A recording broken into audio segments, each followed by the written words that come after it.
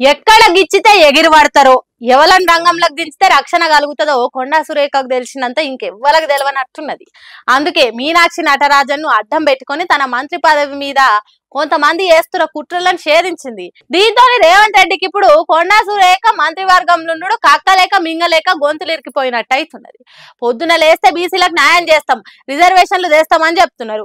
కానీ క్యాబినెట్ల నుంచి బీసీ మహిళను తీసేస్తున్నారనే మాటలను బాగా ప్రచారం అవుతుందని మీనాక్షితో మాట్లాడిచ్చిందని అంటున్నారు.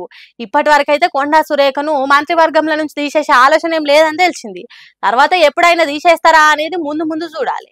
సరే, సురేఖ మంత్రి పదవి ఉంటుందా ఊడుతుందా అనేది పక్కకు పెడితే తన కూతురు సుష్మిత మాట్లాడిన మాటలకు కాంగ్రెస్ లీడర్లు ఏం సమానం చెప్తారు? సొంత సర్కార్ మీదనే పెద్ద రాయి ఎత్తేసినంత పనిచేసిన కొండా కుటుంబాన్ని సర్కార్లు ఉంచుతారా? వాళ్ళు ఉంచితే బీఆర్ఎస్ పార్టీ వాళ్ళు ఊకుంటారా? వసూల దందాలు చేస్తున్నారని కాంగ్రెస్ మంత్రి బిడ్డ అన్నదని దాని మీద ఏం చర్యలు తీసుకున్నారని బీఆర్ఎస్ పార్టీ వాళ్ళు ఇజ్జత్ తీస్తారు. ఇటు బీసీ బిడ్డ కాబట్టే పదవుల నుంచి తీసేసే కుట్రలు చేసిందని బీసీలు అంటారు. అట్లా కాంగ్రెస్ సర్కార్ సాతమతం అవుతున్నది.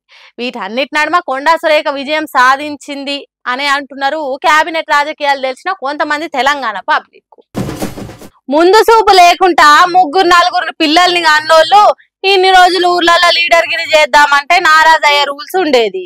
కానీ ఇప్పుడు పాత కానూన్ పక్కకు పడేసి గత ప్రభుత్వంలో ఇద్దరు పిల్లల నిబంధన ఉండేది. ఇద్దరు పిల్లల కంటే ఎక్కువగా ఉంటే లోకల్ బాడీలో అది ఎంపీటీసీ గాని, జెడ్పీటీసీ గాని, వార్డు మెంబర్ గాని, సర్పంచ్ గాని నిలబడే అర్హత ఉండేది కాదు ఆనాటి ప్రభుత్వం చేసిన చట్టం వల్ల. దాన్ని ముఖ్యంగా ఈ రోజు కేబినెట్ లో మా సహచార మంత్రివర్యులు శ్రీహరి గారు వారు మొదట లేవనెత్తిన ఈ అంశాన్ని కేబినెట్ అంతా కూడా సానుకూలంగా స్పందించి దీన్ని ఈ నిబంధనని ఎత్తేయాలని రాష్ట్ర ప్రభుత్వం ఈ రోజు కేబినెట్ నిర్ణయం తీసుకోవడం జరిగింది. చప్పట్లు. ఇద్దరు కంటే ఎక్కువ పిల్లలున్నా కూడా స్థానిక సంస్థల పోటీలు చేయొచ్చు అనే రూల్ తెస్తున్నారట సర్కారు.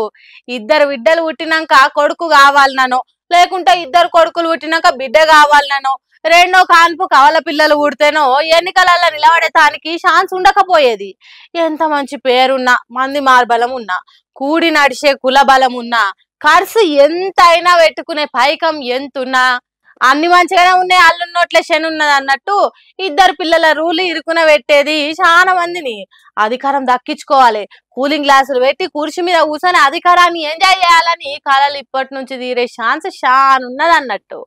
అమ్మయ్య, ఈ జన్మల sarpanch, MPTC, ZPTC, MPP, ZP chairman కాలేను అనుకున్నోళ్ళు ఇప్పుడు గల్లా ఎగిరేసి తిరుగుతున్నారు కావచ్చు ఊర్లల్లా. పాత రూలు ఎత్తేసి కొత్త కాను తెచ్చినందుకు ఇద్దరికంటే ఎక్కువ పిల్లలు ఉన్నోళ్ళ కండ్లు దగదగదగ మెరుస్తున్నాయి కావచ్చు. మరి చూడాలి ఎంతమంది ఇద్దరికంటే ఎక్కువ పిల్లలు ఉన్నోళ్ళు ఎన్నికలలో నిలబడి గెలిచి కుర్చీ ఎక్కగలుగుతారు అనేది.